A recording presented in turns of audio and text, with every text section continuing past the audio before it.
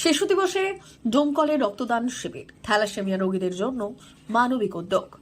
শিশু দিবসে থ্যালাসেমিয়া রোগীদের পাশে দাঁড়াতে ডোমকলে আয়োজিত হলো স্বেচ্ছায় রক্তদান শিবির।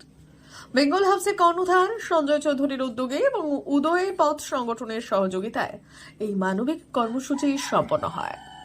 দানের সেরা রক্তদান স্লোগানকে সামনে রেখে সকাল থেকেই রক্তদাতাদের ভিড় জমে শিবিরে।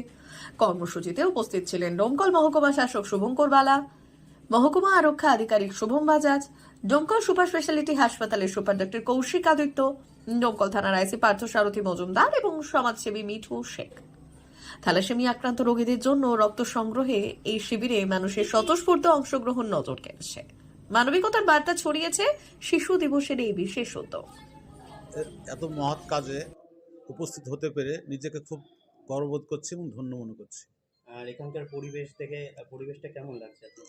আমি তো অনেক জায়গায় গেছি, তবে আজকে যে আমাদের বেঙ্গল হাউসের কর্ণধার সঞ্জয় চৌধুরীর যে পরিবেশ এবং যে উদ্যোগ নিয়েছে, আমার কাছে খুবই ভালো লাগছে।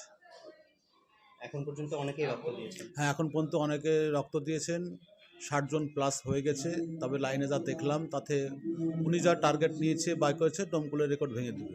আচ্ছা, আর রক্তদান সম্পর্কে যদি দর্শকদের কিছু বলেন। রক্তদান জীবনদান, রক্তদান মহৎ কাজ।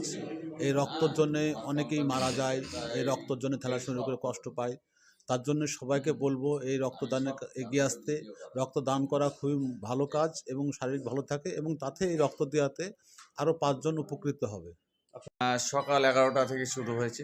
মোটামুটি কতজনের রক্ত দিয়েছেন? মোটামুটি এখন অবধি 60 জন হয়ে গেছে।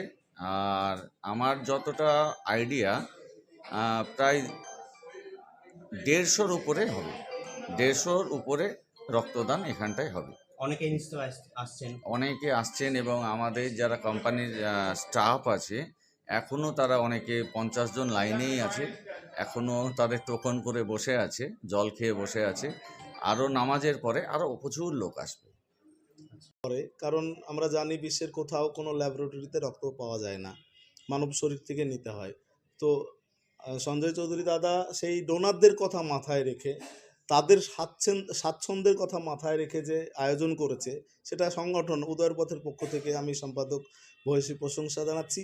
কারণ যারা রক্তদান করে তাদের শরীরের খেয়াল রাখা প্রত্যেকটা মানুষের কর্তব্য হওয়া উচিত, কারণ তাদের রক্ত থেকেই মুমূর্ষু রোগীর প্রাণ বাঁচে।